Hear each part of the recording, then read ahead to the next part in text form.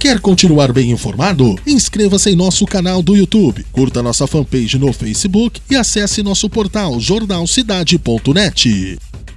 A grande razão de fazer a campanha do Novembro Azul é justamente chamar atenção para uma doença tão frequente, tão prevalente como é o câncer de próstata entre os homens, né, no nosso meio. E assim, essa ideia de fazer um mês que chame a atenção, isso é justamente para colocar em evidência a doença. Mas é óbvio que não tem que esperar novembro para ir ao médico, eles têm que fazer o acompanhamento, ele tem que ser contínuo, né?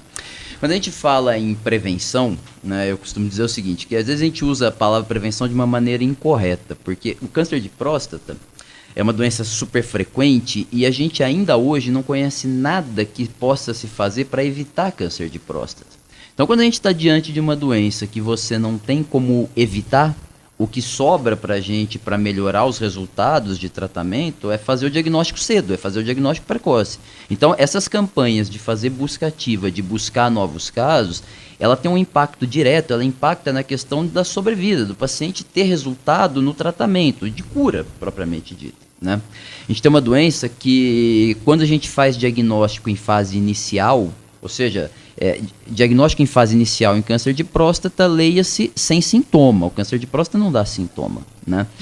Quando a gente faz diagnóstico em fase precoce inicial, as chances de cura passam de 90%. Ou seja, é muito alto a chance de cura, de resultado positivo com o tratamento, né? Então, fazer a busca ativa, fazer a prevenção é fundamental num tipo de doença. Pra você ter uma ideia, quando o câncer de próstata aparece com sintoma, quando ele se manifesta com algum tipo de sintoma, mais de 95% dos pacientes já estão em fases avançadas da doença, ou seja, perdeu o tempo de cura, o tempo do tratamento correto, ok? Então, assim, o grande motivo, a grande razão de se fazer campanha é justamente essa, achar as doenças na fase inicial. Como não tem sintoma, né, nesse início da doença, o ideal é que os homens façam os seus exames de quanto em quanto tempo? Existe uma normativa, uma recomendação que ela é direcionada, regulamentada pela SBU, né, que é a Sociedade Brasileira de Urologia. Hoje, esses critérios são os seguintes. Aqueles pacientes que têm histórico familiar, ou seja, parente em primeiro grau com histórico de câncer de próstata, esses pacientes devem começar a rotina aos 45 anos. Aqueles que não têm histórico familiar devem começar a fazer a rotina a partir dos 50 anos, tá?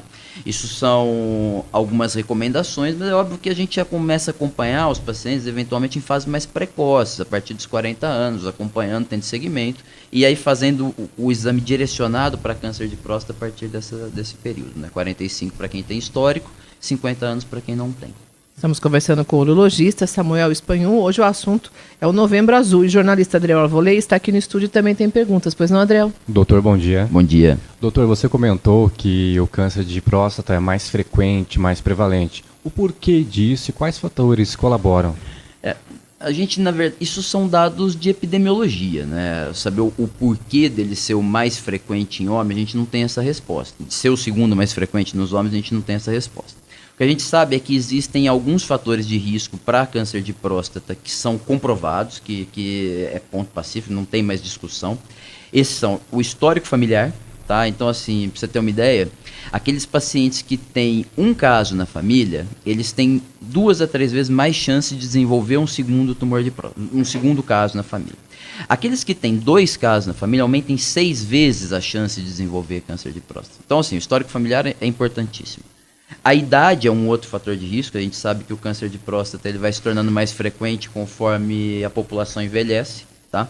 E existem outros fatores que vem se estudando, mas isso ainda não se chegou a uma conclusão, que é a questão do sobrepeso, da ingesta acentuada de gordura, mas o que é o principal mesmo é a idade e o histórico familiar, tá? Com relação aos sintomas, quando se manifestam, quais seriam? O câncer de próstata, via de regra, ele não tem sintoma, tá? Ele cresce numa região da próstata que não afeta o funcionamento do aparelho urinário. Então, a pessoa não vai ter dificuldade para urinar, não vai ter dor, não vai ter nenhum tipo de transtorno. Geralmente, quando aparece sintoma do câncer de próstata, os sintomas já são das metástases do câncer de próstata, tá? Que é quando a doença saiu do lugar e espalhou para outros órgãos. E a grande maioria dos pacientes que abrem o quadro de câncer de próstata com sintoma, abrem com dor óssea, que é o lugar mais comum de metástase de câncer de próstata. Só que assim, nessas fases, fases, a chance de cura já não existe mais. Existe tratamento, tem controle, mas já não se fala mais em cura, que é o que a gente consegue em 90% dos casos de diagnóstico precoce, né? Quando o senhor fala sobre exame de prevenção, é o exame de sangue e o exame de toque? O que é essa prevenção? O que a gente chama de exame preventivo é o exame de rotina, independente de qualquer tipo de sintoma. Faz parte desse exame o exame físico, que é o exame do toque, e o exame de sangue, que é o exame do PSA, o famoso PSA, tá? Então é muito comum a gente se deparar no consultório com perguntas tipo, poxa, eu fiz o exame do sangue, tá normal, eu não preciso fazer o toque, correto? Não, que há uma resistência também em relação ao exame. É a questão do machismo que tem aqui, de violar o corpo, de violar a masculinidade, mas isso é uma grande bobeira, porque é um exame que praticamente não dói, dura 10 segundos, e ele traz algumas informações pra gente muito importantes. Pra vocês terem ideia, 20% dos pacientes que têm câncer de próstata e câncer clinicamente significativo, ou seja, aquele que vai trazer algum tipo de problema para ele, 20% tem exame de sangue normal e o toque alterado. Se a gente considerar 20% um número que se jogue fora, aí tá bom, não precisa fazer o exame, né? Mas isso não é verdade. Então, os exames eles são complementares. O PSA, que é o exame de sangue, e o exame de toque, eles se complementam. Um não exclui o outro, muito pelo contrário. A paciente tiver, por exemplo, exame de sangue alterado e exame de toque alterado, a chance de você ter câncer passa de 90%. Então, assim, é fundamental, faz parte E fazer os dois. Estou perguntando isso porque tem uma questão aqui levantada pelo seu Sérgio, nosso ouvinte, quero agradecer a participação, dizendo que já ouviu médicos dizendo que apenas o exame de sangue é suficiente. Não é suficiente, não é essa a recomendação. O que tem que ser feito é o exame de toque e o PSA. Tá? O exame de toque anualmente tem que ser feito para todos os homens a partir de 50 anos e acima de 45 anos para aqueles pacientes que têm grupo de risco, né, histórico familiar. Nesse mês, o senhor percebe que a campanha ela tem um resultado? Costuma aparecer mais gente no consultório? Costuma. Assim, essas campanhas têm um impacto muito legal, tá? Muito bacana, porque chama a atenção. É um assunto que todo mundo sabe que existe, todo mundo sabe que ele acontece, mas a gente, ao longo do ano, isso vai se dissipando. Nesse mês, é um mês que as pessoas, por ouvir, acabam tendo um start e procuram mais. Tem um efeito positivo, sim, muito legal. E em relação à prevenção, no caso da saúde do homem, ele indo ao urologista uma vez por ano, se ele já estiver na faixa, que é recomendado, ele precisa procurar também outras especialidades? Como é que é esse check-up anual? Existe recomendação, as diversas sociedades elas fazem as suas recomendações, então assim, são assuntos pontuais específicos, então por exemplo, ele tem que ir ao cardiologista uma vez ao ano, ao urologista, a mulher no ginecologista, então cada segmento tem uma determinada recomendação. Eu não conheço, obviamente, as recomendações de todas as sociedades, mas basicamente é isso. Então, cardiologista, urologista para os homens e ginecologista para as mulheres, né? A rotina anual. Porque já é difícil o homem ir ao médico. Se disser que vai ter que ir a vários, sim, então fica mais difícil ainda. A gente, urologista, muitas das vezes nós somos o único médico que o paciente vai. Então, assim, você estabelecer um vínculo de confiança com o paciente, você muitas das vezes é a única porta de entrada dele para um serviço de saúde.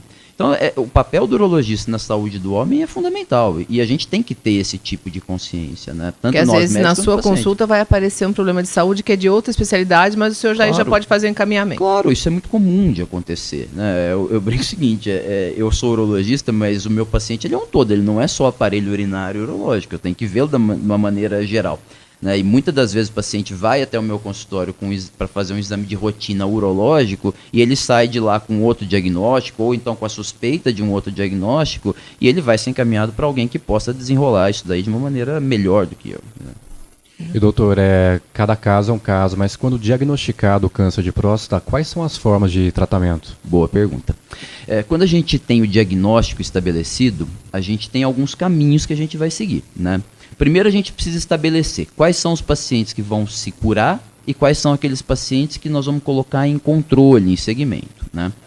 Os pacientes que têm possibilidade de cura e naquelas fases precoces, são muitos, quase todos, 90%, tratamento curativo para câncer de próstata, ele se resume basicamente em tratamento cirúrgico, que é a extração da próstata, tá? E o tratamento com radioterapia. Tanto a cirurgia quanto a radioterapia, elas têm as suas variáveis, né? Existem formas diferentes de se abordar esses dois capítulos aí, a cirurgia e a radioterapia. Isso é para cura. Quando a gente tem doença que perdeu a oportunidade, a chance de se curar, a gente tem algumas formas de controle da doença. Para controle, a principal forma que a gente tem é o tratamento hormonal, né? O câncer de próstata, ele é um câncer que é extremamente dependente da produção de hormônio, né? Então, ele depende da produção de testosterona, que é o hormônio masculino. Então, quando a gente tem uma doença em fase avançada, que deixou de ser uma doença só da próstata e passa a ser uma doença disseminada, uma doença do corpo, a gente não adianta tratar só na região, a gente tem que ter um tratamento que abranja toda a extensão do corpo. E aí a gente usa uma das formas que é o bloqueio hormonal, que é você usar a forma de bloquear a testosterona, que termo técnico para isso é castração, que pode ser tanto química, com medicamento, medicação injetável, ou cirúrgica, tá? Fazendo abordagem nos testículos, que são o órgão que produz a testosterona no homem. Algumas reportagens falaram nesse mês de novembro sobre câncer nos testículos também. Sim. Esses casos também são comuns? Não, câncer de testículo é uma condição mais rara, bem mais rara do que câncer de próstata. Diferente do câncer de próstata, que acomete uma população mais idosa, o câncer de testículo é um câncer de adolescente, adulto, jovem. É um tumor embrionário, né? Ele se desenvolve, ele nasce programado já desde quando nasce. Desde quando a criança é formada. Então, assim, é um outro capítulo, não guarda relação com o câncer de próstata. O fato de se operar o testículo quando tem câncer avançado de próstata é único e exclusivamente no sentido de deixar de produzir testosterona. É como se eu matasse o câncer de fome, de inanição. Eu tiro a comida do câncer, vamos falar assim, grosseiramente dizendo. E, doutor, estamos falando da doença em si, né? Mas qual a função da próstata no organismo? A próstata, ela é uma glândula, tá? Ela faz parte do sistema geniturinário, ela tem um papel importante, ela ajuda a liquefazer o esperma. Quando se ejacula, o esperma ele sai numa fase mais gelatinosa. E o PSA, que é produzido pela próstata, ele ajuda nesse papel, ele liquefaz o sêmen. Isso é importante para a fecundação, para fertilizar o óvulo durante a procriação. Então o papel da próstata é basicamente relacionado à fertilidade. Talvez a resistência dos homens em procurar o urologista, em fazer os exames e fazer o tratamento, eles temem que o tratamento vá afetar o desempenho sexual, a vida sexual deles. Existe esse temor? Total. Assim, um dos pilares da falta de busca de tratamento, de acompanhamento, de segmento, é baseado na questão da sexualidade. Então, existe um tabu, um dogma que mexeu na próstata, acabou a sexualidade. Isso não é verdade. Tá? Existem várias formas de se tratar câncer de próstata. Hoje, o conhecimento anatômico da região da próstata, o conhecimento dos tratamentos que se tem mudou muito e os resultados não são como eram no passado, que uma vez que você mexia na próstata, o paciente desenvolvia impotência sexual. Isso não é verdade. Tá? Existem, obviamente, casos que acontecem, que acaba acontecendo. Né? Lembrando que quando a gente vai tratar de câncer, a prioridade número 1 é a cura. A sobrevivência exatamente, é deixar o paciente livre de doença. E eu sempre falo isso no meu consultório para meus pacientes. Só tem relação sexual quem está vivo. Essa é a premissa básica. Então, assim, às vezes o cara, ele preocupado com a sexualidade, ele deixa de se tratar e aí acaba desenvolvendo sintomas da doença tão limitantes que a vida sexual acaba pelas complicações da doença e não pelo tratamento. Né? Então, deixar de se tratar, deixar de fazer busca por conta não vai resolver, né? É óbvio que não vai resolver.